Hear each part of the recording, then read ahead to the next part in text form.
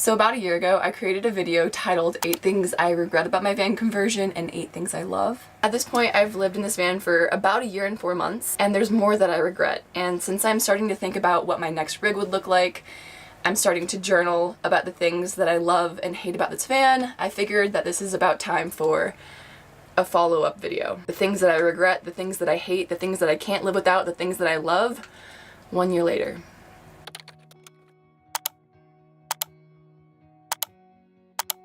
So by far the biggest thing that I've realized in this last year is that the amount of information that comes out on YouTube, 90% of it is just people reiterating what they hear from other people on the internet. That was the reason why I filmed my first 8 Things I Regret video, because I was so frustrated that everybody was just saying the exact same thing. And I felt like most of the things that I'd heard, it's not necessarily what's right, what's best, what's smartest.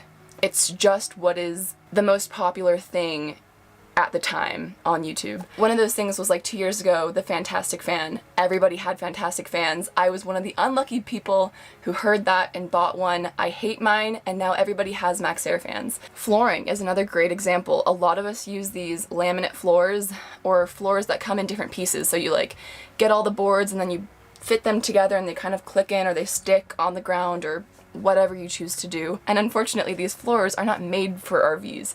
And so with extreme temperature fluctuations, with extreme cold or the sun hitting them, they will pull apart, so there's gaps in the floor.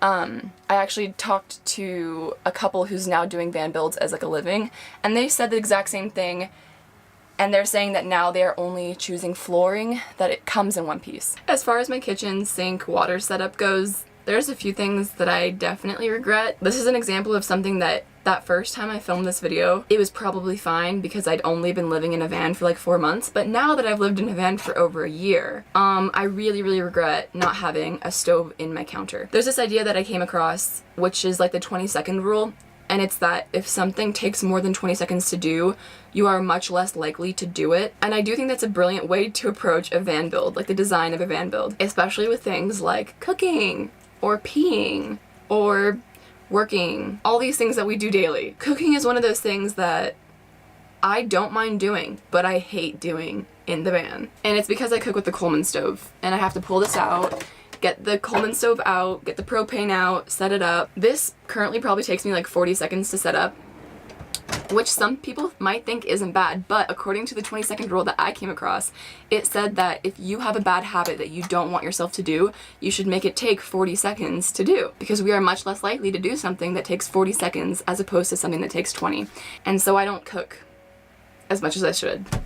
Anyways, this is something that kind of ties into like what RVs do and the 20-second rule, and it's my gray water tank setup. I wish that I had a mounted gray water tank underneath the van that was bigger than 5 gallons, because this is annoying. It takes a long time to take this out, it takes a long time to find somewhere to dump it out, and it's only 5 gallons, so, and it takes up a lot of space. So the only pro to this is that this won't freeze, but that's the only pro. I honestly wish that I had like a freshwater tank too. Like I wish that it just didn't do the van thing. I wish I did the RV thing in regards to this kind of stuff.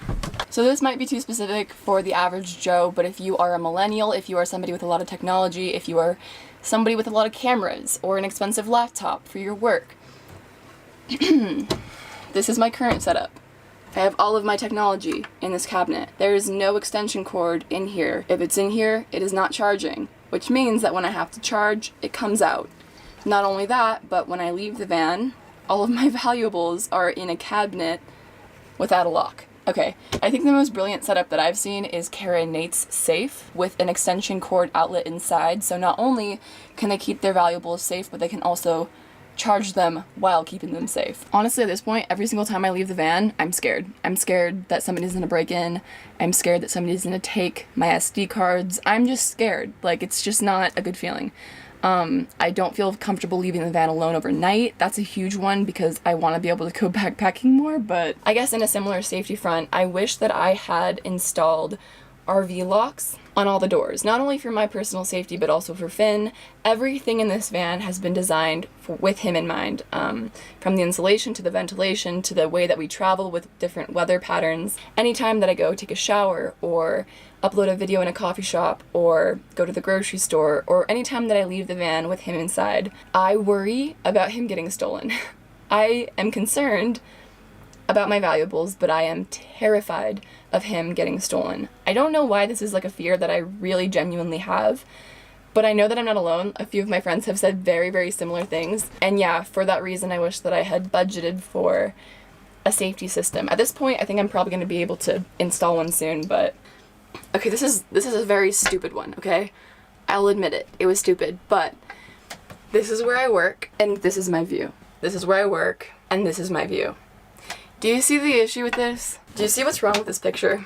Yeah, I would do anything to fix this. I stare at a wall for 8 hours a day, and I hate it. I wish that I had listened to my dad and my mom and my friends and the internet when everybody said to put a window in the kitchen. Yeah, I also just wish that I had more windows in general. I've learned that I'm kind of somebody that tends to feel a little bit claustrophobic, not all the time, but especially when I'm working and it just gets really cluttered and crowded in here. And I wish that I could have more space. And what I've learned is that space it's a mental thing. Like it's totally a mental game. The things that make a space feel large are the amount of windows, how wide the hallways are, how much space is above your head, and how low the bed is in a van conversion. And yes, I've thought long and hard about that for the last year, and I've banged my head against a wall for the choices that I made when I didn't know that. Also, if you're a content creator, or if you're somebody who wants to get into photography, or you want to be able to photograph your van in a very, very pretty way, that's the equation. So this next thing is the reason that this is not my forever van. This is the reason that I will be selling this van eventually and doing a separate rig. I think I could have handled having a small van. I could have handled the size of this van, but what I cannot handle is this layout. This layout, I think it's perfect for so many people. In fact, I think the majority of people, this layout is going to be correct for them. Words. Why are words hard? I'm the kind of person who cannot work in bed.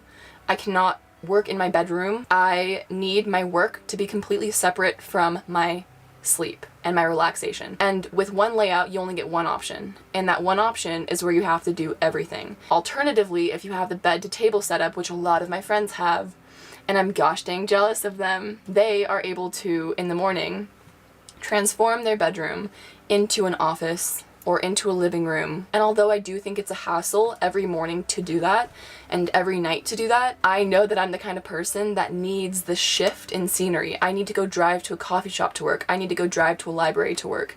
But I can't leave him in the car for longer than 4 hours. So I have to work in my van, and if I am going to work in my van, that is the layout that I think is the best for mental health purposes. Also, if you're somebody who feels claustrophobic, this is another example of like, you might have to have less stuff, but you will have more air, more headroom, better for mental health, better for pictures, better for me. Anyways. Oh, I also want to add that everything that I just said does not apply to you if you are going with a larger van. Like if you have a 170-inch Sprinter or the extended wheelbase Transit, you can totally have a stationary bed and a working area. My van's just 10 feet long, okay? And so without any further ado, the last thing that I regret, the biggest, actually this might be the biggest. I feel like all of these are the biggest because these are really the things that I've spent a year figuring out. But I regret not listening to everybody who said that your mental health would be better in a larger van. Okay, so when I used to watch YouTube, I don't know who said it. It might have been the Matneys, it might have been, I don't know who said it, but there does seem to be a correlation between the people who can sustainably live on the road full-time, long-term, and the size of their rig. Like, you don't see very many people in small rigs forever. Yes, there are certain people who do it. There are people who are really hardcore who do it. There's a whole discussion to be had about YouTubers being intense and the people who choose to film what they do being intense and then therefore getting the smallest of the things. Small rigs are also cuter for thumbnails. If I was to do a second van, which I hopefully will be doing in the next year, I will be getting the largest rig that I can get that will be able to take me on 80% of the adventures that I want to go on. Yes, 80%. If I did this alone again, I would probably go with either the 4-window short school bus or the 5-window with the wheelchair door. If I wanted reliability, I would probably go with the 148-inch Ford Transit for a good price tag. And if I wanted 4x4, I would go with a full-blown truck camper with the flatbed cab over, like full send. Like full send. I wouldn't go with the Sprinter, they're too skinny.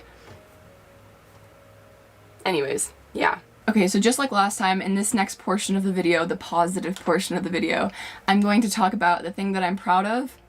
I'm going to talk about the things that I couldn't live without and certain things to consider. So first of all, I am very, very proud of the fact that I chose quality over quantity. I was 20 years old when I bought this van. I'm 22 when it's like finished. It took 2 years because I did not have the money to buy everything in the beginning. It's been a long road, but I did choose quality products, and that definitely helps with resale value. That definitely helps with maintenance. Like my maintenance has been nothing. Where's some wood?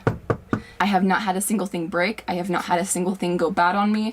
I chose lithium. I chose the nice stand-up fridge. I now have a nice water pump. I'm going to be upgrading to a MaxxAir soon. Everything that I have in this build is solid. Also, the person who built this van knew what he was doing, and that has shown in the way that the van has handled over the last 44,000 miles. So I think it's important to know that like when you're getting into this lifestyle, you are buying a rig that is going to be going through an earthquake every single time that you drive. And that's why I do think it's important to look at this as an RV as opposed to like a van life van conversion, because you want things to last. You want things to not break. You want things to last as long as RVs would last. You don't want your drawers to be breaking. You don't want your floor to be splitting. You don't want your water pump to be breaking or your fan to be keeping you up at night. You want everything to be seamless for the most part. On that note, some things I really, really love and couldn't live without. I do love my magnetic knife rack.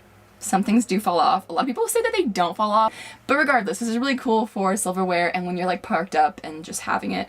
It's nice. I could not live without my battery-to-battery smart isolator. I have 200 watts on the ceiling, and I also have a 100 amp hour battery, lithium, and it just does not seem to be enough alone. So the isolator is like my knight in shining armor. It also allows me to run a heating blanket, which is, I don't know what I ever did before I had a heating blanket, because this thing has changed my life. I could not live without it again. It's just, again, I'm a homebody. It's the little things. It's the little things. Also, this trick from Christian Schaefer where you stuff your pillows with all your jackets and stuff, this, I don't think that there's a better hack. Like, I really honestly don't. I would give this a 20 out of 10. I do appreciate that I went with the newer van. I do appreciate that I went with Ford because the reliability that I've seen from this thing, I have never once been left houseless on the road. For me traveling alone, it is more than worth it. This winter I chose to winterize my van, so I put snow tires on, I have the heating blanket, and I have a diesel heater. Last winter I didn't have any of these things, and I was not okay. Being constricted in Southern California and Arizona, you have to be a certain type of person to love the desert that much. I do not love the desert that much.